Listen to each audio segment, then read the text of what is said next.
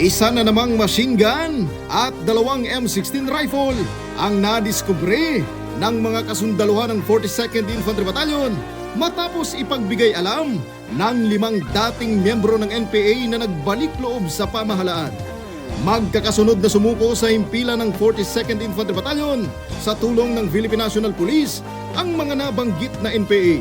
Unang sumuko sina alias Vince at alias Rex noong Marso 6 at sinundan sila ng 3 pang miyembro noong Marso 17 sa pangunguna ng dating commander ng SRC-1 BRPC na kilala bilang alias Bloody.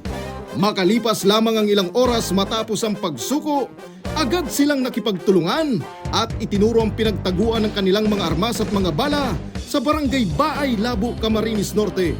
Ayon sa mga ito, malaki ang naging impluwensya ng pahayag ng kanilang dating leader sa kanilang naging desisyon, lalo na nang masaksihan nila ang tunay na kalagayan ng organisasyon. Umaasa rin ang mga nagbalik loob na marami pa sa kanilang mga dating kasamahan ang magbabalik loob upang magsimula ng panibagong buhay. Kaugnay nito, kinilala ng pamunuan ng 902nd Infantry Brigade ang patuloy na pakikipagtulungan ng mag-asawang dating leader ng NPA na sina alias Potts at alias Sab na naging mahalagang instrumento sa paghikayat sa iba pang miyembro na sumuko.